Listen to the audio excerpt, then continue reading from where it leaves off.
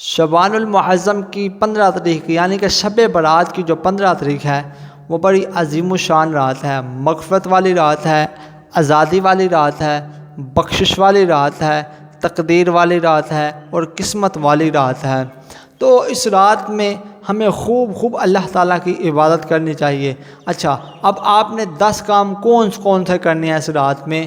آپ نے 14 شعبان المعظم کی عصر کی نماز کے بعد آپ نے جو نا عصر کی نماز پڑھنے کے بعد آپ نے اللہ کے ذکر میں مشغول ہو جانا ہے، اللہ کی عبادت میں مصروف ہو جانا ہے، کیونکہ وہ وقت نامہ اعمال تبدیل کرنے والا، چینج کرنے والا وقت ہوتا ہے۔ جب آپ کا نامہ اعمال چینج کیا جائے تو آپ اللہ کے ذکر میں موجود ہوں۔ پھر اس کے بعد اب آپ نے 15 شعبان المعظم یعنی کہ مغرب کی نماز کے بعد آپ نے جو ہے نا 6 رکعت نفل پڑھنے ہیں۔ پہلے آپ نے نماز کو مکمل ادا کرنا ہے، فرض سنت نفل پڑھنے کے بعد پھر آپ نے 6 رکعت نفل پڑھنے ہیں، دو کر کے پہلے 2 کی نیت آپ نے یہ کرنی ہے کہ یا اللہ یہ 2 نفل پڑھنے کی برکت سے اللہ میری عمر میں برکت عطا فرما، میری عمر میں اضافہ عطا فرما۔ پھر 2 رکعت آپ نے اس طرح پڑھنا ہے، اس کی نیت یہ کرنی ہے کہ یا اللہ یہ 2 رکعت نفل نماز پڑھنے کی برکت سے اللہ میرے اوپر جتنی مصیبتیں، پریشانیاں، بلائیں آنی ہیں سب سے مجھے محفوظ عطا فرما۔ پھر آپ نے 2 نفل اس طرح پڑھنے ہیں، اس کی یہ نیت کرنی ہے کہ یا اللہ مجھے اپنے علاوہ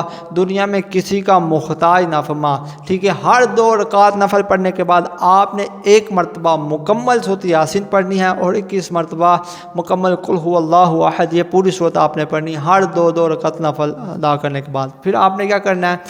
آپ نے پھر اس کے بعد جو ہے نا مغرب کے بعد پھر آپ نے جو ہے نا غسل کرنا ہے۔ ٹھیک ہے، بیری کے 7 عدد پتے لینے ہیں اور انہیں خوب گرم کر کے پھر آپ نے جب پانی نہانے کے قابل ہو جائے تو آپ نے اسے غسل کرنا ہے۔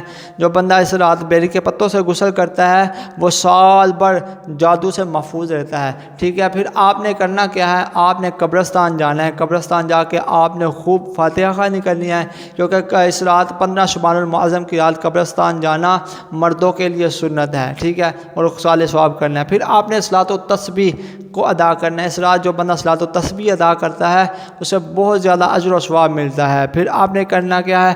آپ نے آتش بازی سے محفوظ رہنا ہے، آپ نے پٹاخے نہیں چلانے، آپ نے سلیاں نہیں چلانی، اس سے محفوظ رہنا ہے، کیونکہ ایک تو آپ کا وقت ضائع ہوگا، دوسرا آپ کا پیسہ جو ہے نا ضائع ہوگا، حرام کام میں مصروف ہوگا۔ تو جو حرام کام ہوتا ہے وہ جہنم میں لے جانے والا کام ہے، ہم نے اس سے بھی بچنا ہے۔ پھر آپ نے کرنا کیا ہے؟ پھر آپ نے 15 شعبان المعظم کی صبح روزہ رکھنا ہے۔ ٹھیک ہے، اس روزہ رکھنے کی برکت سے آپ کو جو ہے نا بہت زیادہ جو ہے نا آپ کے سینے میں انشاءاللہ نورانیت پیدا ہوگی، روحانیت آپ کو ملے گی روزہ رکھنے کی برکت سے، کیونکہ فرمایا گیا ہے کہ رمضان شریف کے روزے کے بعد اگر کوئی افضل ترین اور اعلیٰ ترین روزے ہیں جن کا زیادہ اجر و ثواب ہے، نبی پاک علیہ الصلوۃ والسلام نے جنہیں بڑے پسندی سے رکھا ہے، وہ جو ہے نا وہ روزے جو ہے نا اپنا شعبان المعظم کے روزے ہیں جو رمضان سے پہلے آتے ہیں۔ ٹھیک ہے، پھر اس رات آپ نے کرنا کیا؟ اپنی تمام گناہوں سے اللہ تعالیٰ سے توبہ کرنی ہے، استغفار کرنی ہے، معافی مانگنی ہے۔ کچھ ایسے گناہ ہیں جن کی وجہ سے اللہ بندوں کو معاف نہیں فرماتا، آپ نے وہ بھی گناہوں سے سچی توبہ کرنی ہے۔